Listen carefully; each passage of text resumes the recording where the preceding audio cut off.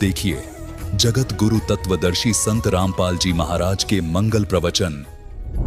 उसका तरीका है कि जैसी भी आपने जर्सी स्वेटर पहन रखी है, उन्होंने आपका उतना प्रोटेक्शन कर ही रखा है, उतना बचाव है। नहीं तो नमूनिया हो लेता अब तो पहले।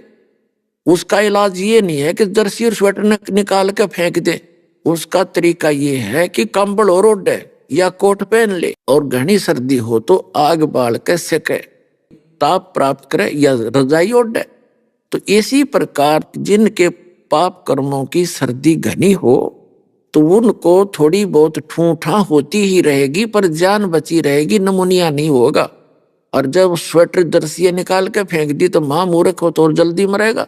तो इस प्रकार इस ज्ञान को आधार बना के भक्ति सफर को तय करो, डगमग ना होना। क्योंकि दास का उद्देश्य है आपको पहले तो इस ज्ञान से परिचित कराऊं और इस समाधान और भक्ति विधि से परिचित कराऊं कि इस विश्व में, इस दास के अतिरिक्त धरती पर 21 ब्रह्मांड में भक्ति मार्ग नहीं है और ज्ञान नहीं है।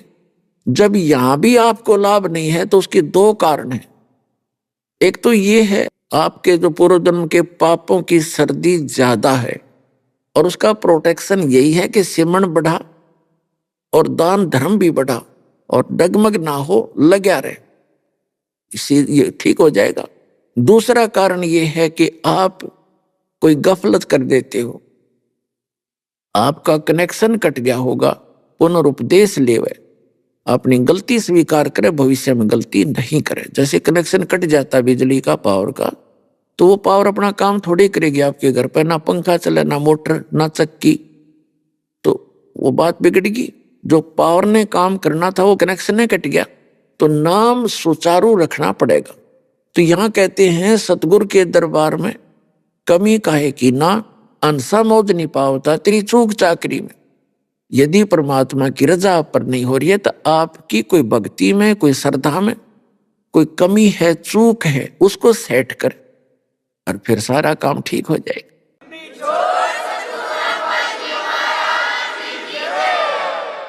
अब क्या बताते हैं कि लोहे के साताव जात है काया देश राही, और दुगने तिगने किए चौगुने किन्हु मूल गवाही। तीन लोक और भवन चतुर्दश, ये सब जग सौदे आही, और दुगने तिगने करे चौगने किन्हु मूल गवाही। अब जो पुण्यात्मा है, नाम सिमरण करते हैं, दान पुण्य भी करते हैं, तो उन्होंने तो दुगने तिगने चौगने इस मनुष्य जीवन के बना लिए, कर लिए। और तो इसके विपरीत कर रहे हैं, सतभक्ति करते नहीं, गलत संतों के फंसे पड़े हैं, और या कति भक्तियां नहीं करते, अपना जो पूर्व का जन्म का संस्कार से प्राप्त है उससे में मस्ती मार रहे हैं, तो वो अपना जीवन नाश कर रहे हैं मनुष्य का। फिर क्या बताते हैं, जब आप संसार छोड़कर जाओगे वहां पर यम के दूत ले जाएंगे आपको पकड़कर, जो भक्ति नहीं करते और जो सत भक्ति करते हैं परम संत से पूर्ण परमात्मा की, तो वो जाएंगे जहाज में बैठ के, विमान में बैठ के। कबीर साहब कहते हैं आए हैं सो जाएंगे, राजा रंग फकीर, एक सिंहासन चढ़ के जाए, एक बंधे जात जंजीर। मृत्यु तो सबकी होगी डेफिनेट, लेकिन उस मृत्यु में गणांतर होगा। एक तो जहाज में बैठ के जाएंगे परमात्मा के विमान में, और एक अपराधी की तरह यम के दूत जैसे पुलिस वाले बांध कर ले जाते हैं, पकड़ कर हथकड़ी लगा कर ले जाते हैं, ऐसे बंद कर जाएंगे, तो बहुत अंतर हो जाएगा। तो क्या बताते हैं परमात्मा कि वहां जब धर्मराज के दरबार में आप जाओगे तो वहां वो धर्मराज आपसे पूछेगा कि भी जिस दिन तू यहां से गया था मानव शरीर प्राप्त करके, आपको कितना सतर्क किया था कि भाई पहले बहुत गलती करके आए हो तुम, मनुष्य जीवन प्राप्त करके भक्ति ना करी, अन्य क्रियाओं में जीवन नाश करके आगे तुमने बहुत पशु पक्षियों के शरीर भोगे, और अब के ये गोल्डन चांस है, एक स्वर्ण अवसर होता है मनुष्य जीवन का और भक्ति करना। और आप भी कह रहे थे जी बस ईब के पीछे गलती बनी सो बनी, आगे नहीं करेंगे। फिर वापस जाकर जब धर्मराज के दरबार में ये खड़ा होता है, इसका अकाउंट होता है भले और बुरे का, पुण्य और पाप का, भक्ति का, तो उस समय इसका वहां पर थैला खाली होता है। और भक्ति वाला और पापों वाला फल होता है। तब धर्मराज उससे पूछता है, भले मानस, ए भली आत्मा, जब आप यहां से गए क्या वचन देकर गए थे? और जब मां के गर्भ में ये प्राणी होता है बच्चा, 100 बार याद करता है भगवान को दिन में, हे परमात्मा इस नरक से निकाल दे, हे भगवान आपकी भक्ति किया करूंगा। क्योंकि मां के गर्भ में इस बच्चे को पूरी चेतना होती है अपने पहले और पिछले जन्मों की, और आने वाले जन्म में जो भी कष्ट उसको उठाने हैं। तो ये वो बार बार कहता है, भगवान पीछे गलतियां बहुत करी मैंने, अब के आपने दया करी है मनुष्य जीवन, एक तो मेरा शरीर स्वस्थ ज्यों का तुम बाहर निकले, कई तो बच्चे वहीं मर जाते हैं गर्भ में, उसकी और नाड़ उलझ गए, कोई और किसी कारण से रोगी होके मर जाते हैं, उनका इतना ही संस्कार बकाया होता है। तो कहते हैं फिर परमात्मा से वहां तो अर्ज करता है, मुझे बाहर निकाल और आपकी भक्ति किया करूंगा। बाहर आते ही भूल जाता है, तेरे को सपने में भी भगवान याद नहीं आता। तो ये क्या कहता है जी, बाहर आते ही हमें भूल पड़ जाती है, पता नहीं भगवान की कैसी माया है जिस कारण से मैं भक्ति नहीं कर सका। तो परमात्मा उसकी वो फिल्म चलाता है, वो वीडियो ऑन कर देता है, कोई ना कोई भक्त, कोई बहन, कोई रिश्तेदार, रिलेटिव, नाती उसको समझा रहा है कि भाई भक्ति कर ले, मनुष्य जीवन बार बार नहीं मिलता। और सु अवसर प्राप्त हुआ है विश्व में आज के दिन सतलोक आश्रम के अंदर, चल तू नाम ले ले। क्योंकि पहले भी परमात्मा आते रहे हैं, जैसे परमात्मा कबीर जी बताते हैं, चारों युग में संत पुकारे कूक कहा हम हेल रे, और हीरे माणक मोती बरसे ये जग चुगता ढेल रे। प्रत्येक समय में परमात्मा कोई ना कोई परम संत रखता है, और उसकी बहुत महिमा भी होती है, बहुत से सुख भी होते हैं, और स्वयं भी परमात्मा आते रहते हैं। लेकिन हम भक्ति ना करके कोई तो काना पे टाल देता है, फिर देखेंगे अब अभी कोई भक्ति का समय थोड़ा ही हुआ है, अभी तो हम जवान हैं, बुढ़ापे में भक्ति करेंगे। बुढ़ापे में भक्ति कर ली जी जानेगा, जिसे बुढ़ापे में भक्ति करोगे, कदे आंख बनवानी, कदे सिर में दर्द, कदे दांत निकलवाने हैं, कभी सारा शरीर कमजोर हो जाता है, बुरा हाल हो जाता है जीव का। कहते हैं जिनको बचपन से ही भक्ति मिल रही है उनकी तो पुनों का कहना ही क्या है। और ये बुजुर्ग भी दुख ना माने, कदे न सोचे भाई क्या बनेगा, हम तो बुढ़े हो गए, भक्ति ना बने ना, भक्ति अब भी बनेगी। लेकिन जो बिल्कुल भक्ति नहीं करते उनके विषय बताया जाता है कि वो न्यू सोच के चलते हैं कि बुढ़ापे में देखेंगे, फिर देखेंगे। और भक्ति का कोई टाइम थोड़ा होता है। छोटी उम्र के 3 वर्ष का बालक खूब बोलने लग जाता है। वेद में भी प्रावधान है कि 3 वर्ष के बालक को परमात्मा के नाम की शिक्षा पर लगा देना चाहिए। तो हम 3 वर्ष के बच्चे को प्रथम मंत्र दे देते हैं, उसके शुभ कर्म बनने शुरू हो जाते हैं। जब तक वो बालक 3 वर्ष का होता है, बेटा या बेटी, तब तक वो उसका प्रारब्ध और उसके माता पिता के द्वारा किए गए संस्कार जो भक्ति कर रहे हैं उनसे उनको राहत मिलती है, उनके पुण्य कम नहीं होते, परमात्मा का विधान अनुसार उनकी रक्षा होती है उन माता पिता के कारण। और 3 वर्ष का बालक जब हो जाए उसको नाम से जोड़ देना चाहिए, और उसके फिर साथ में परमात्मा दया करेंगे। और छोटे बच्चे की सभी जो गलतियां भी अक्षमा होती हैं। और जब बच्चा द्वितीय मंत्र प्राप्त कर लेता है, 8 वर्ष के बाद, अब हम पहले 10 वर्ष में देते थे, अब 8 वर्ष का होते ही हम सतनाम दे देते हैं, तो उसको माफी होती है और उसको सतर्क रखे, नाम खंड ना करें। क्योंकि थोड़ा थोड़ा जब वो समझदार होता जाता है उसको इस मार्ग से डराए और फिर इस मार्ग पे लगा रहे, तो फिर उसको सतनाम दे दिया जाता है। तो इस प्रकार ये भक्ति का कर्म आपका प्रारंभ होता है। सत भक्ति मिलने के बाद जीव का जो जीवन है वो सफल होता है। तो कहने का भाव ये है कि वो क्या कहता है वहां पर कि हे भगवान, हमारे को किसी ने बताया नहीं, तो फिर उसको ये याद दिलाया जाता है कि देखो ये व्यक्ति आपको क्या कह रहा था और आप क्या बकवाद गढ़ रहे थे।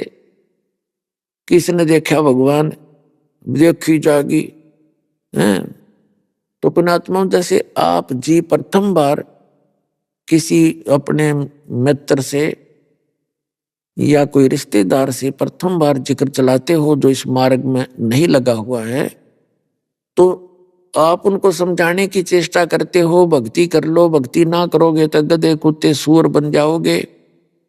तो वो बगैर ज्ञान का व्यक्ति ये कहता है देखी जागी, पहले तो कहेगा किसने देखा है, फिर क्या कहता देखी जागी जो होगी, हाँ, सारा संसार जाएगा वहां हम चले जाएंगे। तो पुण्यात्माओं, क्योंकि हम जिस संसार में रह रहे हैं समाज में, वहां पर भक्ति ना करने वालों की अधिकता है। भक्ति करने वाला कोई इक्का दुक्का है, और जो अन्य संतों के शिष्य हैं वो भक्ति का नाम उनके पास कर रहे हैं, उनको भक्ति नहीं है, वो संसारिक व्यक्तियों से भी गलत कार्य कर देते हैं वहां पर। तो आम समाज इस बात से दुखी हो जाता है कि ये नाम ले रहे, बीड़ी ये पीवे, शराब ये पीवे, और सारा ड्रामा न्यू का न्यू, ब्याह शादी में सारे काम करें, तो भक्ति में बिना भक्ति में अंतर के रह गया। तो इससे भी समाज इस भक्ति से दूर होता चला जाता है। तो फिर वो क्या कहता है कि किसने देखा है, और फिर नो कर देखी जाएगी जो होगा, सबके साथ होगा हमारे साथ हो जाएगा। अब फिर गधा अपने पास से क्या देखेगा तू, फिर तो कुम्हार देखेगा, 2.5 मन का बोरा कट पे मारेगा लठगट्टियां पे। तो देखना है तो उस आपत्ति के आने से पहले देख, और परमात्मा के वचनों पर विश्वास कर, ताकि तेरा जीवन कल्याण हो। तो उस समय तो ये कह रहा था वो व्यक्ति, जब अब धर्मराज के पास खड़ा है और किसने देखा देखी जाएगी, तो उस समय वो एक बहाना मिलाता है कि हे भगवान, मुझे पता ना लग गया, हे परमात्मा मुझे किसी ने बताया कोई नहीं भक्ति कर ले, मुझे ज्ञान नहीं था, बाहर आते ये पता नहीं कैसे पत्थर पड़े बुद्धि पर। तब उसका वो वीडियो चला दी जाती है, वो दोनों बतलाते दिखाई देते हैं, और आप क्या बोल रहा होता है, तब वो नीची गर्दन कर लेता है। तब धर्मराज कहता है चल बन गधा। तो पुण्यात्माओं, परमात्मा कहते हैं 8 दिन पीछे गए, गुरु से किया ना हेत, अब पछतावा क्या करे, मेरा चिड़िया चुग्गी खेत।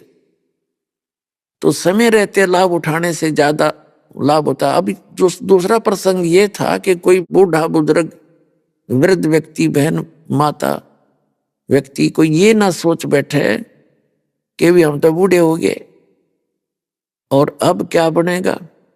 देखो उनके लिए बहुत बड़ा, उनके लिए भी गोल्डन चांस है कि जो जीवन गया वो तो बाढ़ में गया, उसका तो उसमें तो पाप इकट्ठे करे हैं, पुण्य तो हुआ ही नहीं।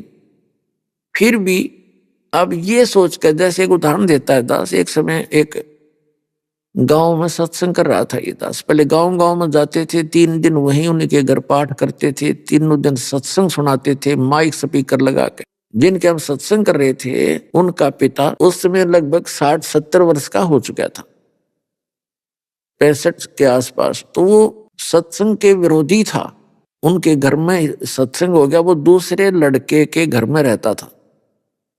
अब स्पीकर हमने लगा दिया, अब बुढ़ा ने नींद भी कमाया करे, रात ने कुछ होके गणे पिया करता, हुक्का ज्यादा पीता था, तो सत्संग सुनता रहा, रात जागता रहा। अब स्पीकर चलेगा तो कान बंद क्यों कर आदमी, नफरत तो थी उसको, कान तो बंद नहीं कर सका। तो उसने पहले दिन सत्संग सुना, दूसरे दिन सुना, और तीसरे दिन वो आके वहां आ गया जहां सत्संग कर रहे थे। अब जिस लड़के के घर पर सत्संग हो रहा था उसने नाम ले रखा था, तो उसकी पत्नी बता रही थी जी मुझे तो इतना डर लग गया, ये बूढ़ा पता नहीं के कहेगा महाराज जी, अरे कदे बेइज्जती ना कर दे। तो उस बूढ़े के, उस भगत के आंखों में आंसू आ गए, आंसू आने शुरू हो गए। मैंने कहा क्या बात होगी भगत, क्या बात होगी आपको। नो कहने लगा जी जो बात आज आपने सुनाई 3 दिन में, मैं तो इनका घना विरोधी था, और मैंने सारे जीवन में किसी का कोई बुरा कराया नहीं।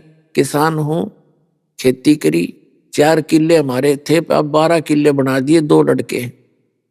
और इतनी मेहनत से काम करा, लेकिन यू ज्ञान था आज तक हमने जिंदगी में हमारी कान्ना का भी ना पड़ा कि दे, नहीं तो मैं पहले भक्ति पर लग जाता, ये दुख ना देखने पड़ते। अब मेरा क्या होगा, मेरा तो जीवन गया। हे भगवान, ये तो बहुत वक्त से शुरू करना चाहिए था। तो उसकी जो पुत्र वधू थी वह खड़ी खड़ी सुने कि हे भगवान, इस बुढ़े में इतना परिवर्तन हो गया। तो उसने न बोली, मैंने सुख का सांस लिया, चोखा बोला तो ठीक। तो फिर मैंने उसको समझाया कि देखो, ये तो अभी भी कुछ नहीं बिगड़ा आपका। जैसे पुराने समय की बात है, कुएं होते थे गहरे गहरे, 100 200 फुट नीचे से पानी निकाला जाता था। कुएं खोद गए और उनके जल निकालने के लिए बाल्टी या डोल होता था, डोल बोलते, पीपा बांध दिया करते। उसका एक लंबी रस्सी बांधा करते 150 फुट की। तो उस पानी निकालने के लिए उस पानी रस्सी को पकड़कर 2-3 जने और उसको खींच कर ले जाते दूर तक।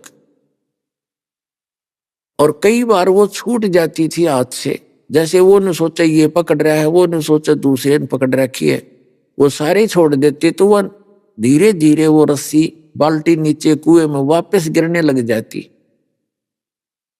तो मैंने उससे कहा कि ऐसे वो बाल्टी कुएं में गिर रही हो और वो नेजू यानी रस्सा लट घिसटता हुआ आ रहा हो और उसको कोई भाग दौड़ कर पकड़ ले तो उसका कोई हानि नहीं होती है। और नो सोचा ही तो ये गई तो गई, जान दे जान दे, वो जा तो रही है, वो तो खत्म होनी है, वो तो गिरनी ही है सारी की सारी रस्सी समेत बाल्टी कुएं में।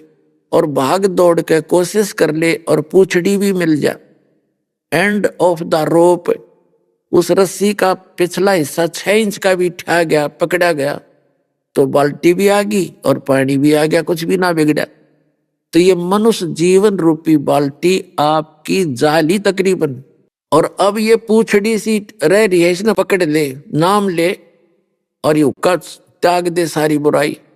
ने बोला जी हुक्का हुक्का पीऊं और कोई बुराई नहीं मेरे में, शराब भी नहीं पी कभी जीवन में और किसी का बुरा सोचा भी नहीं। मतलब ही तो आपको ये घर बैठे मार्ग मिल गया, न ऋषियों ने ना मिला, न सिर पटक लिए सारे पुण्यात्मा थे। बैटरी चार्ज थी आपकी, वो डिस्चार्ज होगी, खत्म होगी, आपने कुछ नहीं किया, आपका पूर्व का संस्कार मिला और अब आप शुरू कर दो। उसने भक्ति शुरू कर दी, 10 साल और जिया वो, 12 साल, और खूब भक्ति करी, सारा शरीर स्वस्थ आखिरी दम तक। ने बोला जी कदे जुखाम भी नहीं हो लिया, नाम लिए पाछे सारी बुराई छूट गई, यानी ओकाली।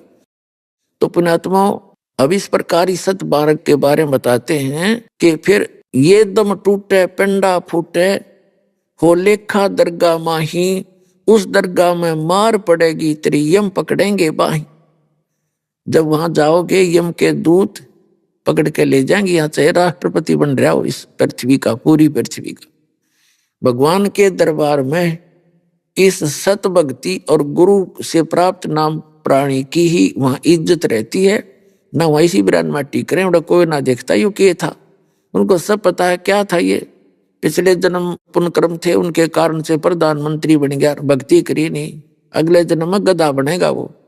बताया यहाँ का खाक सुख है ये, एक नहीं, आपको असंख्य प्रमाण दिखा दें। कबीर साहब कहते हैं, कबीर हरि के नाम बिना ये राजा रसब हो और माटी लदे कुमार के, फिर घास ना नहीं रहे कोई। पुण्यात्माओं, जब हमें ये ज्ञान होगा कि सचमुच जो ज्ञान हमें दिया जा रहा है ये सारी सत्य हैं, तो तब हमें उस बात की दृढ़ता होगी और बुराई छूटेंगी, भगवान में रुचि बढ़ेगी। आपको एक थोड़ी सी झलक दिखाते हैं कि जो भक्ति भी कर रहे हैं और पूर्ण परमात्मा की भक्ति उनको मिली नहीं, और जैसे जिस स्तर की वो साधना करते हैं और सच्ची लगन से करते हैं, फिर भी उनके जन्म और मृत्यु का यो दीर्घ रोग नहीं कटता।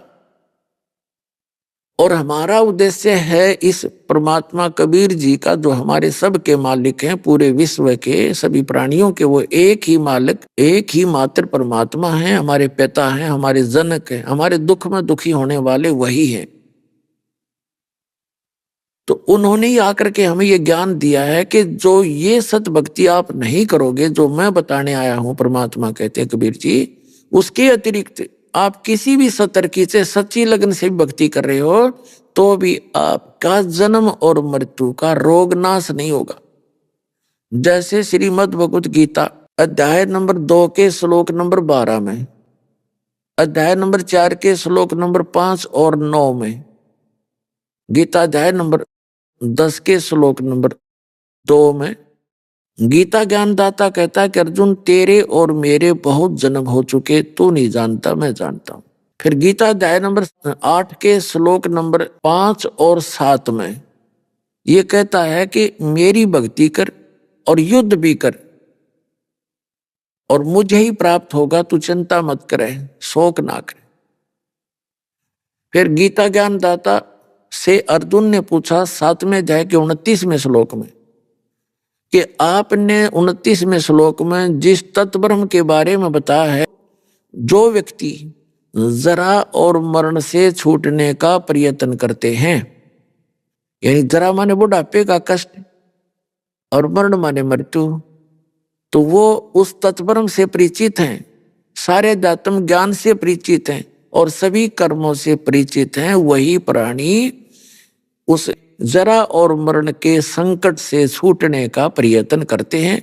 इस संसार की किसी वस्तु की वो डिमांड नहीं करते, इच्छा नहीं रखते।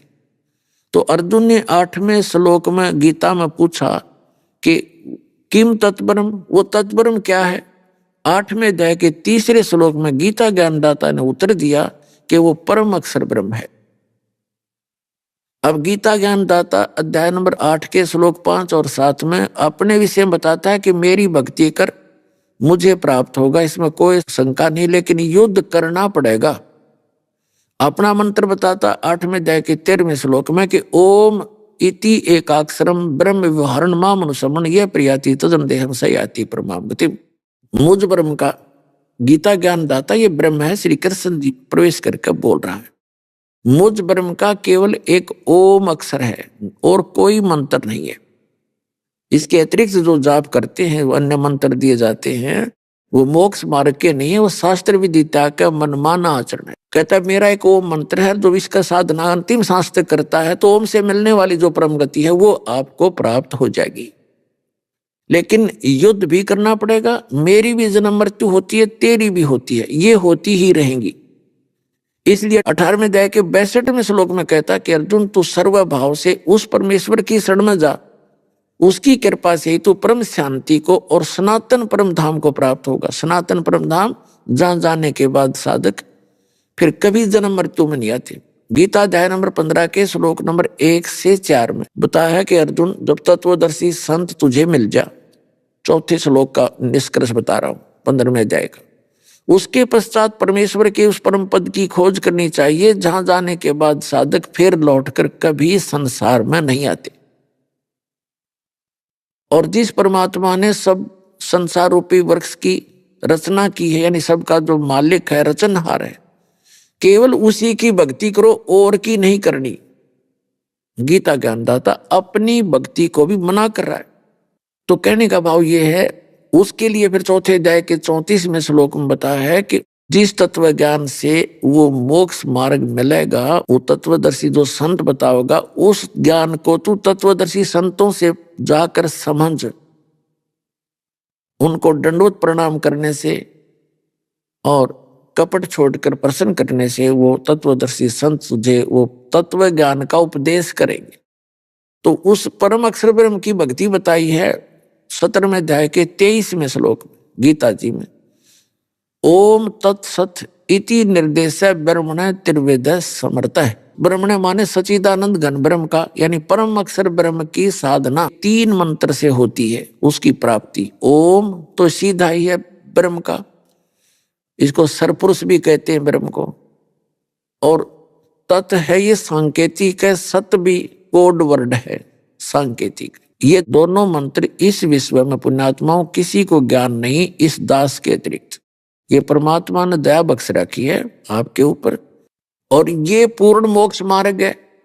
ये किसी के पास विश्व में है नहीं, तो अन्य का मोक्ष हो ही नहीं सकता। चाहे वो कितनी बात बनाओ और कितनी भक्ति कर रहे हो। तो यहाँ बताया है कि सर्वभाव से तू उस परमेश्वर की शरण में जा, उसकी कृपा से तू परम शांति को, सनातन परम धाम को प्राप्त होगा। और 15वें अध्याय के 4थे श्लोक में बताया गया कि उसके पश्चात परमेश्वर के उस परम पद की खोज करनी चाहिए, जहां जाने के बाद फिर कभी जन्म मृत्यु नहीं होती। और गीता ज्ञानदाता खुद कह रहा है कि तेरे और मेरे बहुत जन्म हो लिए, तू नहीं जानता मैं जानता हूं।